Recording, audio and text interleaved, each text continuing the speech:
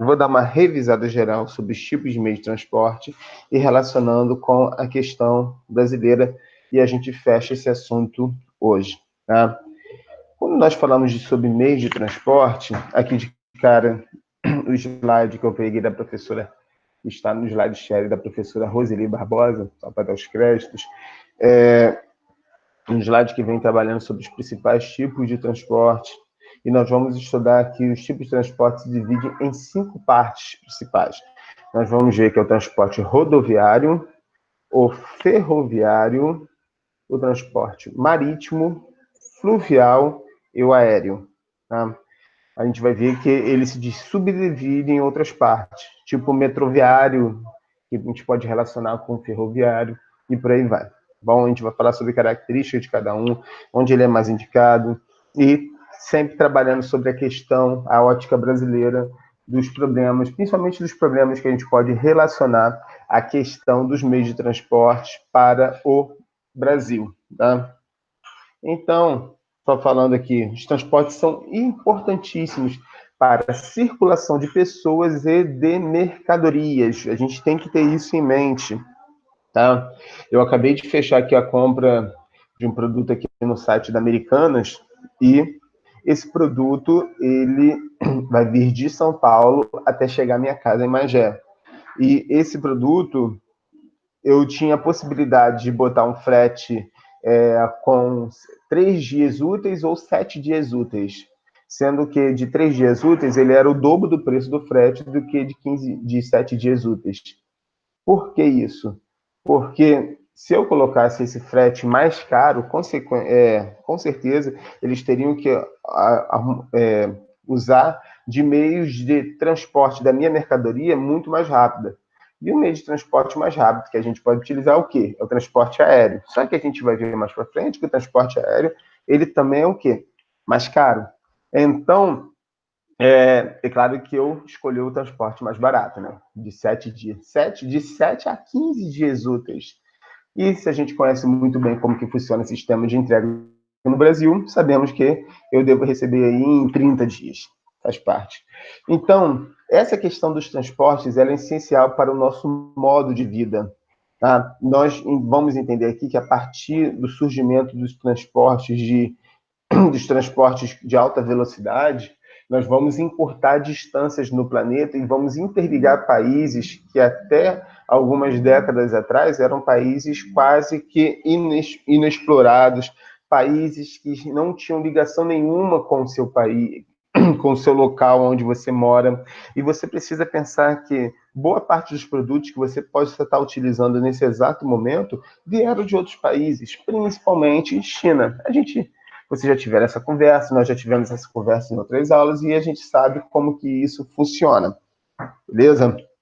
Então vamos continuar.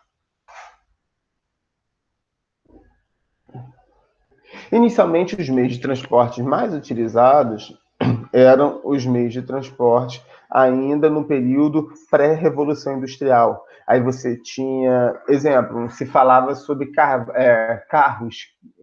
Se você for ver, em vários momentos na história, até na Bíblia mesmo, você vai ver carros de guerra. Aí você fala, ué, mas carro, como que tinha um carro se não tinha motor? Naquela época, os carros eram carroças, tá? Eram carroças que elas se movimentavam a partir de quê? Tração animal, tá? Se a gente for puxar na história do Brasil mesmo, a gente vai chegar ao ponto de ter meios de transporte que os escravos eram a força de locomoção, tá? Então, nós vamos ter as carroças, os carros de boi, que eram o quê? Meios de transporte lentos. A gente precisa entender que, só para fazer uma comparação, uma viagem no período das caravelas, ou seja, de barcos movidos à força, à energia do vento, durava em média, do Brasil a Portugal durava em média 3 meses. 3 meses. Atualmente, você consegue fazer uma viagem Brasil-Portugal de avião em torno de 12 a 15 horas, se eu não me engano. Olha a diferença, de 3 meses para menos de 24 horas. Tá? Isso se deve ao quê? A velocidade e o avanço tecnológico, claro, que a velocidade só vai vir a partir do avanço tecnológico. E a gente vai ver que isso tudo vai mudar a partir da primeira Revolução Industrial. Tá? Só para a gente se lembrar, matéria do primeiro bimestre. Primeira Revolução Industrial é a revolução que ocorre na Inglaterra, inicia na Inglaterra, depois se espalha pelo continente europeu, se espalha pelos Estados Unidos, entre outros países, Canadá, Nova Zelândia, chega na Austrália, um pouco após no Japão. E é uma revolução que vai trazer a força do motor e, consequentemente, tudo aquilo que é movido a esse motor, desde as fábricas, passando pelos meios de transporte, tá? Então, esse meio de transporte ele vai sofrer uma fortíssima influência e vai ser totalmente necessário para o desenvolvimento do capitalismo no mundo. A gente precisa entender que os meios de transporte estão diretamente ligados ao avanço do capitalismo. Aqui fala sobre as carroças, vou passar isso aqui um pouquinho mais rápido. A primeira Revolução Industrial. O meio de transporte que vai se desenvolver fortemente na primeira Revolução Industrial vai ser o transporte ferroviário. O transporte ferroviário vai ser o primeiro meio de transporte de massa coletivo que ele vai ter um peso muito grande e muito importante no mundo. Porque a gente precisa entender que as fontes de energia, que é uma matéria que a gente vai trabalhar mais nas próximas aulas, a fonte de energia utilizada nesse exato momento, para esses meios de transporte, inicialmente era o vapor d'água, que o vapor d'água vai ficar mais para os primeiros barcos movidos a vapor, mas a principal fonte de energia utilizada no transporte ferroviário e aquela que vai perdurar durante um bom tempo vai ser o carvão mineral. Tá? A queima do carvão mineral produz uma liberação de uma grande quantidade de energia que chega ao ponto de ser suficiente para mover uma locomotiva. Então, essa locomotiva, que chegava a sensacionais 40 km por hora, a gente precisa lembrar que naquela época o meio de transporte mais rápido era o cavalo. Então, se o meio de transporte mais rápido era o cavalo, quando você viu um trem a 40 km por hora, você acha que ele é o quê? O Usain Bolt. Ele acha que ele é um meio de transporte muito, muito rápido. E, para aquele momento, ele era assim. E, principalmente, ele conseguia interligar cidades que não tinham um comércio entre si. Tá? E você vai ver isso muito na Europa, por ser um continente pequeno, de território pequeno, ele vai interligar não só cidades, vai interligar países. Tá? Então, essas locomotivas vão fazer o transporte e deslocamento de mercadorias e de pessoas, e vai ajudar muito no desenvolvimento da primeira Revolução Industrial e fortemente depois, a gente vai falar um pouquinho, da segunda Revolução Industrial. Tá? Só passar.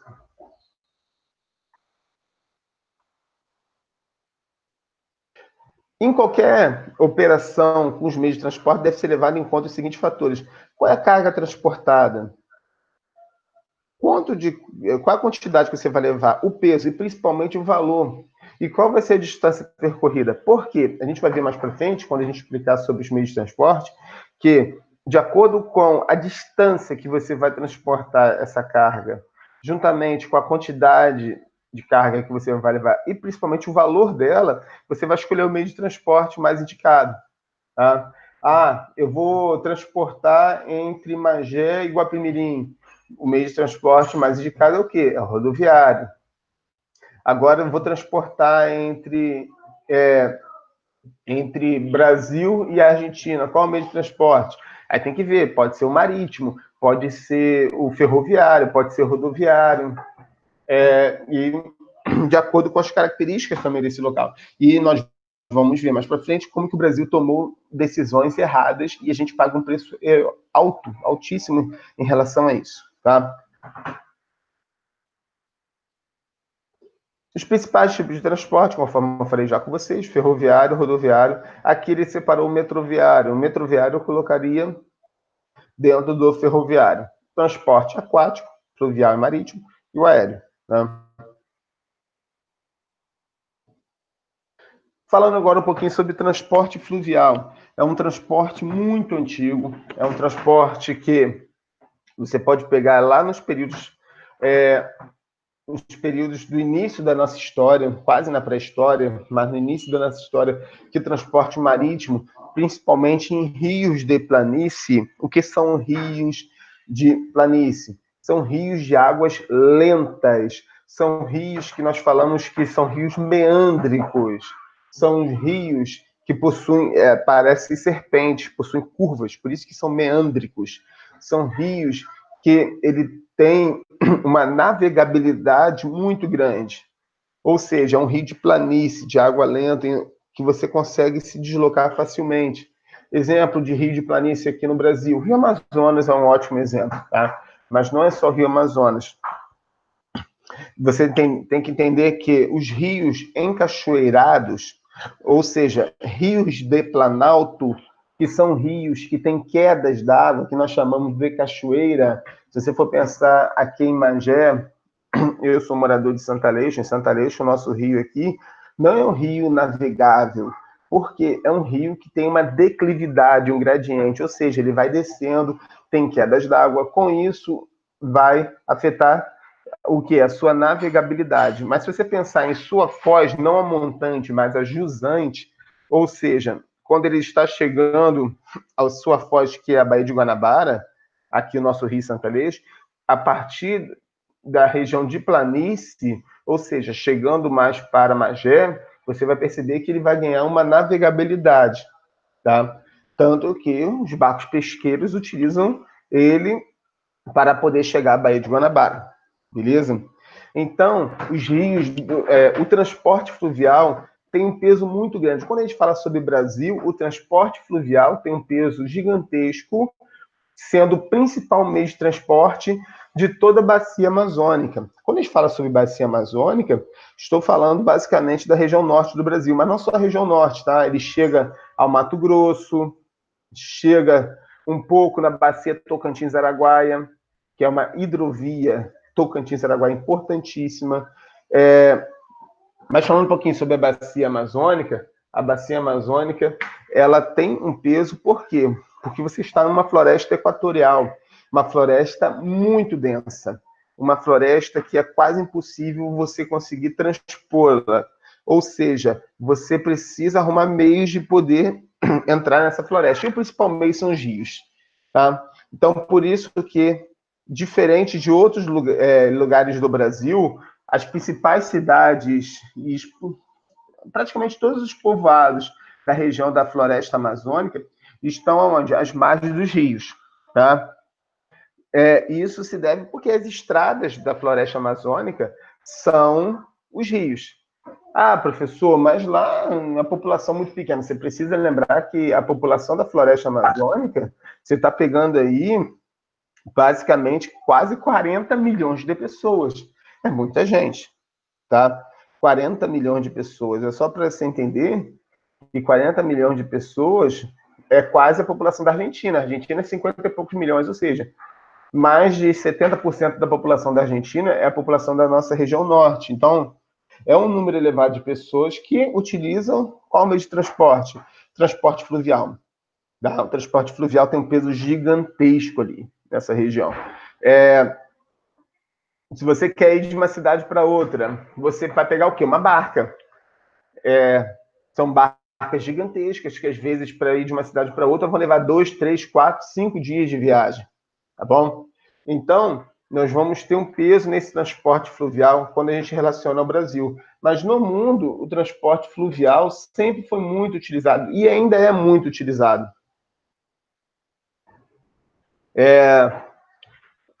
Nós temos hidrovias importantes. O que são hidrovias? São estradas de rios, vamos dizer assim, nos rios. São hidrovias que conseguem ligar pontos importantes. Em alguns lugares, você vai fazer adaptações nos rios para poder continuar navegando. Como assim, professor? Exemplo, hidrovia Tietê-Paraná. A hidrovia Tietê-Paraná é uma hidrovia importante que vai sair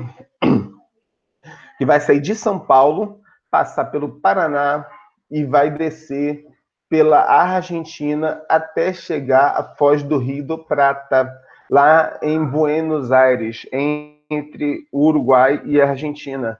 A hidrovia Tietê-Paraná, ela vai fazer o grande deslocamento de mercadorias, principalmente produtos agrícolas do interior de São Paulo e do Paraná, e para poder fazer esse deslocamento até o oceano. Por que isso tudo? Porque você precisa criar meios de escoar sua produção. E o Brasil é um país agroexportador, ou seja, é um país que tem uma produção de grãos gigantesco, e ele precisa arrumar meios de quê? Escoar sua produção, porque boa parte da produção de grãos no Brasil não é feito para o Brasil, é feito para o exterior. E como que você vai mandar essa mercadoria? Os portos já não suportam mais essa quantidade de mercadoria. Então você precisa arrumar outros meios. Por isso que a hidrovia Tietê-Paraná tem um peso muito grande no deslocamento. E por que eu falei que eles tiveram que fazer adaptações? Eles fizeram um sistema de eclusas. O que são eclusas? Em vários momentos, esse rio possui queda d'água, tá? E como que o navio, esse é um navio fluvial, gente, é um navio baixo, ele é feito para transporte somente de cargas. Como que ele consegue fazer esse deslocamento de ir para um lugar mais baixo para um lugar mais alto? Ele usa um sistema de eclusa. O que é isso? O navio entra em uma comporta, como se fosse uma represa. Essa represa vai encher de água até chegar ao nível mais elevado, ou seja, você está no nível mais baixo. O navio entra nessa eclusa, ela se fecha. Então você vai ter o quê? A subida, elevação do nível de água. Ele faz isso para quê? Até que o navio chegue ao ponto mais elevado do rio e ele possa continuar a sua viagem. Tá? Esse sistema de eclusa é importantíssimo porque vai criar navegabilidade em um rio que naturalmente não teria essa navegabilidade. Tá bom? Temos outras hidrovias importantes, Tocantins-Araguaia, Rio São Francisco, em vários momentos ele é navegável, conforme eu falei, toda a bacia amazônica, tanto que a bacia amazônica tem portos fluviais, onde os navios, principalmente em Santarém, no Pará, onde os navios conseguem entrar pelo Rio Amazonas e chegar até um porto no meio do estado do Pará. Ou seja, não precisa botar o porto lá no litoral, você pode colocar o porto mais próximo, dentro do estado, para ficar mais próximo às áreas de produção de grãos. Para que isso? Para diminuir o custo do transporte. Tudo se baseia na diminuição do custo do transporte, pessoal. A gente tem que ter isso em mente. Vamos continuar. Algumas curiosidades. Você tem na Europa importantes hidrovias. Aqui está colocando aqui. Isso aqui é muito legal. Na Europa, desde o período romano, era super comum a construção de canais artificiais. O que é isso? É um canal, você vai criar um canal, vai criar um rio artificial que ele vai ser criado somente para o deslocamento de pessoas, até mesmo mercadorias. É uma estrada, você vai criar basicamente uma estrada, mas ao invés de ser por terra, vai ser pelos rios. Isso daí é muito importante e foi muito utilizado até no período romano, do Império Romano. Tá? Muitos desses ainda são utilizados. Aí está contando alguns rios europeus, Rio Reno, na Itália, aí tem o Rio Danúbio, que corta o leste europeu, o Rio Roda, no Rio Sena, na França, o Rio Volga também, que pega o leste europeu, o Rio Dom e por aí vai. São rios gigantescos que cortam diversos países europeus e são usados para navegação, tá? De novo, tanto de mercadorias como de pessoas. Na América, o Rio Amazonas, Mississippi, Ohio, Tennessee, entre outros rios, tá? Isso é muito importante. A gente não tem, nós aqui no Rio de Janeiro não entendemos essa importância da navegação pelos rios, mas se você for para o interior do Brasil, você vai ver que isso daí é muito utilizado. Custo operacional. O custo operacional é baixo do rio, tá? Por quê? Você vai ter um custo de manutenção diferente de uma estrada que cria buracos. O rio tem um custo de navegação muito baixo. Ah, professor, então não tem nenhum custo? Tem sim. Vou dar um exemplo simples. O Rio São Francisco, aqui, que é um dos maiores, se eu não me engano, estou com medo de falar besteira aqui, mas acho que o maior rio do Brasil, assim, é o maior rio somente do Brasil, tá? Ah, professor, o maior rio do Brasil é o Amazonas. Sim, mas o Amazonas nasce no Peru, né? O maior rio exclusivo do Brasil é o Rio São Francisco, tá? O Rio São Francisco, em vários pontos, ele está totalmente o quê? Assoreado, impossibilitando a navegação. Por que ele está assoreado? Você tem vários motivos, mas você pode colocar aí dois motivos principais do seu assoreamento. Primeiro, vai ser o desmatamento de nascente.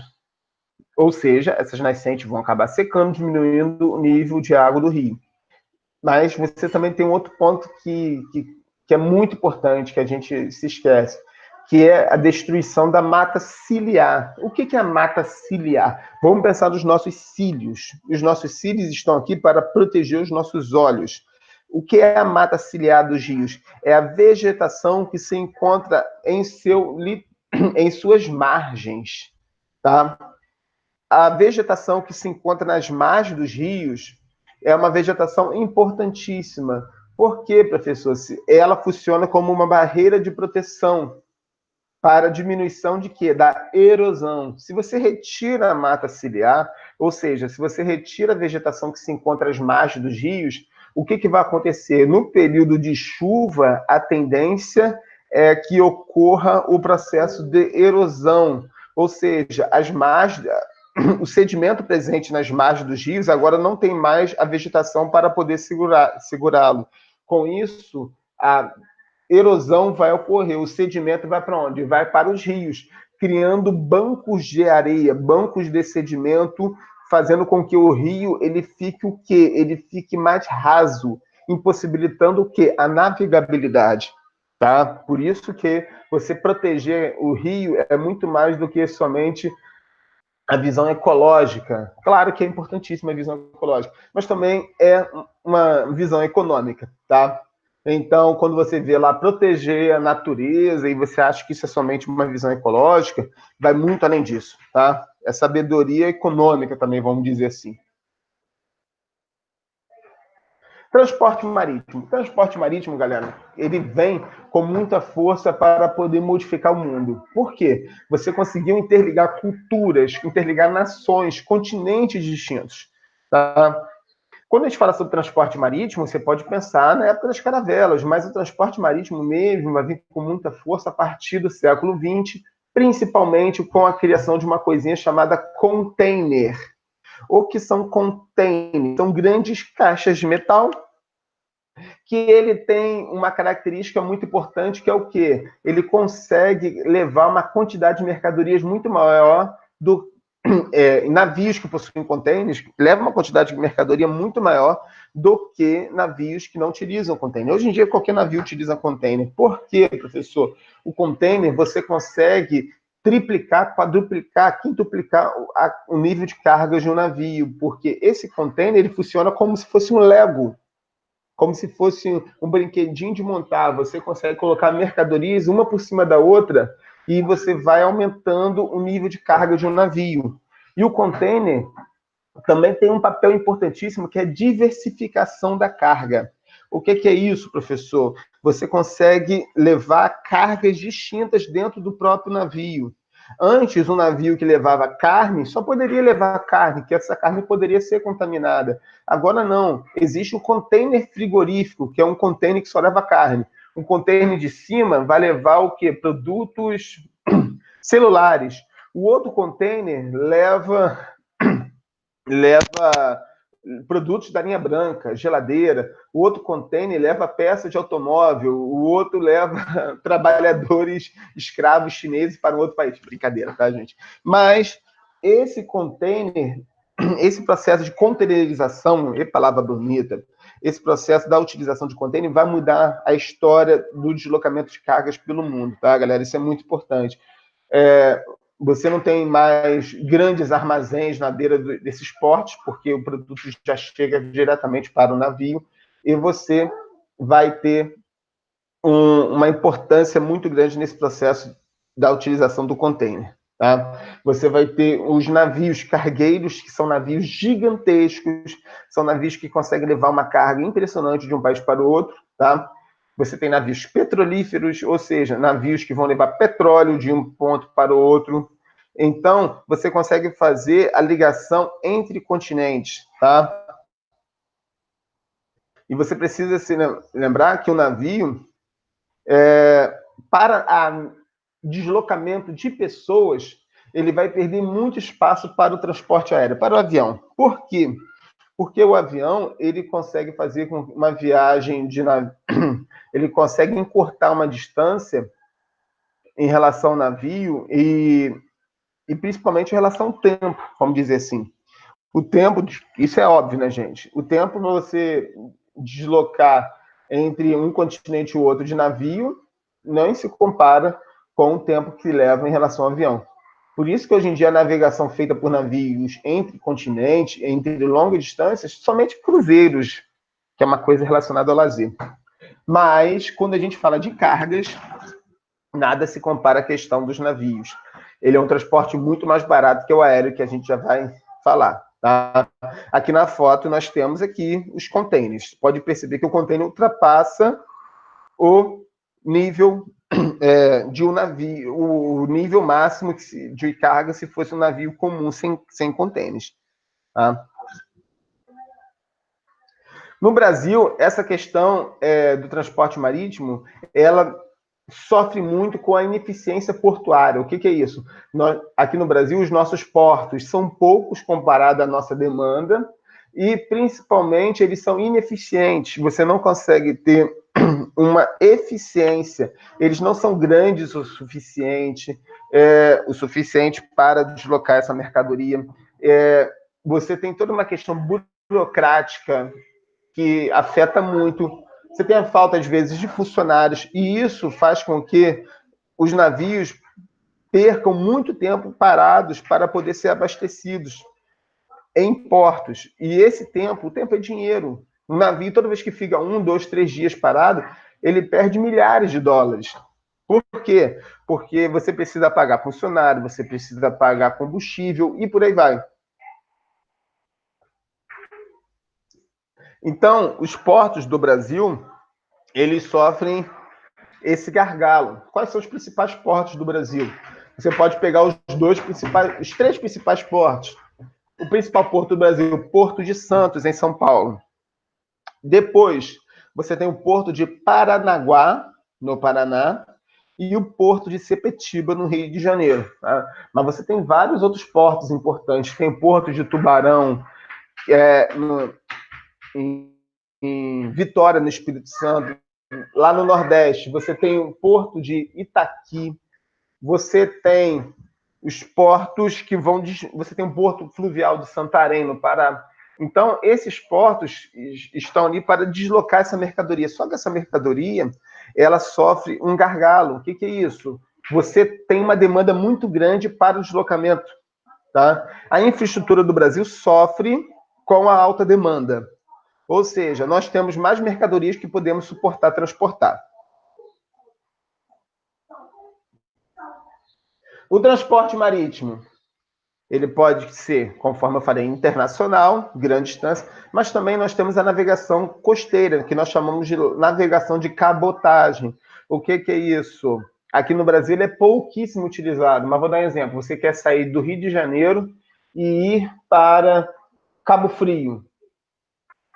Ué, professor, vai ter que ir de carro, tá? Mas poderia ter um transporte de cabotagem. O que é isso? Um navio que sai do Rio de Janeiro e vai paralelamente ao litoral até chegar a Cabo Frio. Tá? E isso é transporte de cabotagem. É o transporte ligando pontos distintos do litoral, feitos a partir da utilização desses navios.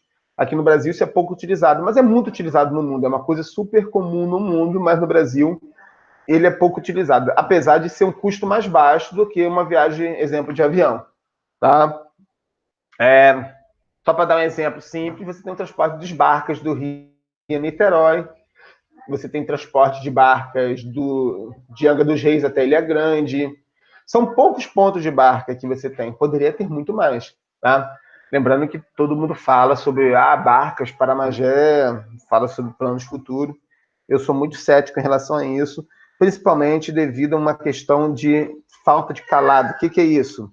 Você não tem profundidade suficiente no fundo da Baía de Guanabara para a chegada de grandes barcas, dessas barcas de grande porte, tá? Para quem conhece um pouquinho da Baía de Guanabara, do fundo da Baía de Guanabara, sabe que no período de maré baixa você consegue andar durante metros e metros e metros, centenas de metros, com água na canela, tá? Mas isso é um papo para outra aula. Transporte ferroviário. Transporte ferroviário, conforme eu já falei com vocês lá no início, mas ele é o transporte mais indicado para grandes distâncias continentais. Ou seja, se você quer sair do Rio de Janeiro e ir até Brasília, o transporte muito indicado para deslocamento de mercadorias do Rio para Brasília não será o transporte rodoviário. Nós vamos ver daqui a pouco que o transporte rodoviário, quando ele ultrapassa os 100 quilômetros de distância, o seu custo é muito elevado. Por isso que o transporte ferroviário ele é muito mais indicado.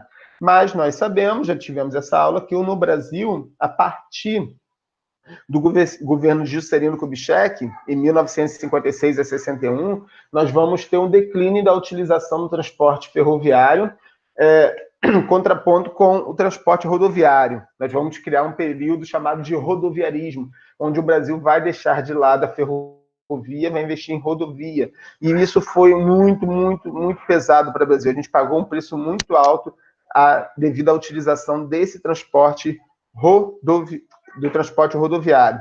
Por quê? Porque o custo de deslocamento, principalmente de mercadorias do transporte ferroviário, ele é muito mais baixo, muito mais baixo. E o Brasil, por não utilizar e sucatear o que tem, o Brasil vai ter um elevado custo de frete, tá? E o Brasil é um país de dimensões continentais. O Brasil é um país, já tive essa conversa em outras aulas, o Brasil é maior do que o continente europeu, tirando a parte russa. Mas o Brasil é maior do que o continente europeu. Então, esse deslocamento de pessoas também, de mercadorias, poderia ser feito a partir do transporte ferroviário, né? Ele iria o quê? Facilitar e diminuir os custos de transporte. Mas, devido a uma escolha que o Brasil fez há tempos atrás e nunca foi mudada isso, o Brasil deixa de investir no transporte ferroviário. E pagamos um preço elevado por isso. Tanto que a gente tem na cabeça que o transporte ferroviário são esses trens de baixa qualidade que nós temos. Mas o transporte ferroviário é muito utilizado no mundo inteiro. Em outras aulas eu comentei que você pode rodar todos os estados dos Estados Unidos, tirando o Havaí, é claro, mas você consegue ir de Nova York até o Alasca de trem. E isso daí não é uma coisa recente. Os Estados Unidos fez a ligação entre o Oceano Pacífico e o Oceano Atlântico, cortando todo o continente, cortando todo o seu país por trilhos de trem, pelo transporte ferroviário, ainda no século XIX. Tá? E aí fala sobre grandes ferrovias. A maior ferrovia do mundo fica na Rússia. Você consegue cortar toda a Sibéria, cortar todo o continente russo a partir de ferrovias. Você consegue dos Estados Unidos ao Canadá. Então, isso é uma coisa super comum que no Brasil a gente não consegue resolver, tá? A Transiberiana, deixa eu passar um pouquinho mais rápido isso daqui. E as vantagens do transporte ferroviário? Você consegue levar uma grande quantidade de pessoas e de mercadorias. Ele é muito mais econômico que o rodoviário e possui diversas fontes de energia. Você tem a vapor, a diesel, você tem um trem elétrico. Só uma curiosidade, qual a diferença entre o metrô e o trem? Ah, professor, o metrô é por baixo, o trem é por cima. Não, você também tem o metrô de superfície. A diferença principal é que o metrô é eletrificado nos trilhos e o trem é eletrificado por rede aérea, tá? Essa é a principal diferença. Por isso que se você for pegar o metrô, você vai começar a escutar os barulhos do trilho, que é o quê? É a questão da eletricidade. E você tem trens modernos que podem atingir velocidades absurdas, que é o quê? Que é o trem-bala, coisa que aqui no Brasil não tem, mas já tivemos planos que nunca foram à frente, mas você consegue encurtar distâncias em um trem, em um meio de transporte que pode chegar a 450 km por hora. 450 km por hora, pessoal. E o transporte rodoviário, conforme a gente já falou em outras vezes, o Brasil é um país que ele se baseia no transporte rodoviário, apesar do transporte rodoviário ter um custo muito elevado, tá? Vamos só passar um pouquinho mais rápido. O transporte rodoviário aqui no Brasil, conforme eu falei, ele começa com grande força, mesmo a partir da década de 50, principalmente do governo de Juscelino Kubitschek. Ele vai promover um processo que ele fala que é o fim do Brasil arquipélago, é a interligação do Brasil. O Brasil, até o final da década de 50, eram chamados de Brasil arquipélago. Você tinha regiões como se fossem ilhas que não se conectavam com outras regiões do Brasil. Você praticamente não tinha estradas ligando o Rio Grande do Sul até Fortaleza, até Ceará. Ou seja, para isso foram construídos o quê? As BRs, tá? Você vai construir a BR-101 e a BR-116, que são rodovias paralelas, que vão desde o Rio Grande do Sul até o Ceará. Tá? São rodovias que passam pelo Rio de Janeiro, são rodovias que têm um peso muito grande. A construção de Brasília, que é a nossa capital que foi construída, você vai construir uma rede que nós chamamos de radiais. Aulinha de matemática, o que é um raio? É metade do perímetro, liga ao centro. Então, o centro quem? Brasília. O que são esses raios? São as rodovias radiais. São as rodovias que ligam ao centro. Tá? São as rodovias que começam com zero. BR 040. Essa é a nossa Washington Luiz, aqui, que vai para o shopping Caxias, tal, mas ela também vai para Petrópolis, vai para Juiz de Fora, Belo Horizonte, e ela vai até onde? Brasília. Aí você tem a BR 010, 020, 030, 040, 050. Quais são essas rodovias? É a rodovia ligando São Paulo a Brasília, Rondônia, Brasília, é a rodovia que liga a região Nordeste a Brasília, a rodovia que liga a região Norte a Belém, Brasília. São todas essas rodovias o quê? Radiais. Tá? Então, esse processo dessa construção de rodovias vai interligar o Brasil, vai ser importantíssimo para o seu desenvolvimento, mas a gente deixa de lado o transporte ferroviário. Tá? O transporte rodoviário é mais indicado para o sistema porta a porta. Se você compra um produto na Casa Bahia, não chega um trem para te entregar, mas chega o quê? Chega um caminhão. Só que quando o transporte ultrapassa 100 quilômetros em média, exemplo, quando esse produto sai lá do Rio Grande do Sul e tem que chegar até o Rio de Janeiro, ele acaba sendo utilizado o caminhão, mas o caminhão tem um custo elevado. Como assim? Por que custo elevado? Vamos lá, custo de combustível, manutenção e, e pedágio, tá? Se você for do Rio a São Paulo, você paga em torno de 5 pedágios. Imagina daqui até o Rio Grande do Sul a quantidade de pedágio que você vai pagar, tá? Fora a questão da manutenção. Nós que moramos aqui à beira, às margens, melhor dizendo, da Magé Manilha, BR-493, nós sabemos que o estado de degradação dessa rodovia é tão importante, que é uma rodovia que faz ligação entre a BR-101 e a 116. Tá? Então, o transporte rodoviário aqui no Brasil é o transporte mais utilizado, só que ele não é indicado para países continentais, ele é utilizado para pequenas distâncias. Quando ele ultrapassa um determinado distância, ele começa a aumentar muito o custo de deslocamento. Tá? E o transporte aéreo, que a gente vai ver aqui lá do início, dos balões e tal, mas o transporte aéreo que nós temos mesmo, a questão da utilização dos aviões, é um transporte caro, só que ele é rápido e consegue encurtar grandes distâncias, tá? Então, o transporte aéreo, ele vai ter um peso muito grande, principalmente para o deslocamento de pessoas e mercadorias de alto valor agregado. O que é isso, professor? Mercadorias caras, mercadorias de um valor elevado, que você quer encurtar distâncias. Exemplo, o cara só bota um carro para ser deslocado de um país para o outro, se o carro é um carro que vale pelo menos 1 milhão, vamos dizer assim. Tá? Você não vai botar uma Fiat Uno, vai botar um Palio dentro de um avião para deslocar. Por quê? Porque o custo é muito elevado. Tá? Você não coloca produto agrícola para ser deslocado, mas você vai colocar eletrônicos, vai colocar, sei lá, iPhones, joias, produtos de alto valor agregado. São produtos que ocupam um espaço pequeno e têm um valor muito grande. Tá? E o transporte aéreo é um transporte que aqui no Brasil, ele vai... Eu estou passando, gente, alguns slides, que é uma explicação que não vai entrar muito no assunto. Então, vamos fechar aqui. O que acontece? O transporte aéreo aqui no Brasil ainda é um transporte muito segregado, ou seja, ele vai ser indicado para somente um grupo de pessoas, principalmente mais ricas, e os pobres que tentam dar um jeito, parcelam em 10 vezes no cartão para poder fazer uma viagem, tipo que eu já fiz. Mas o transporte aéreo, se você for pegar tipo nos Estados Unidos, é uma coisa super comum e muito mais barato. Aqui no Brasil, a falta ainda de aeroportos em grande quantidade e uma demanda pequena encarece muito ainda o valor do deslocamento. Mas a tendência é que no futuro isso aumente. Só para dar um exemplo, em São Paulo, é uma das cidades no mundo que tem a maior utilização do táxi aéreo. O que é isso? São helicópteros de executivos, de pessoas que têm muito dinheiro, que ao invés de chamar um Uber, chama um helicóptero. Tá bom, gente? Então, a gente fecha, assim, esse conteúdo sobre meios de transporte, falando sobre os 5 principais tipos de transporte e relacionando aqui com o Brasil. Tá bom, gente? Muito obrigado pela aula de hoje.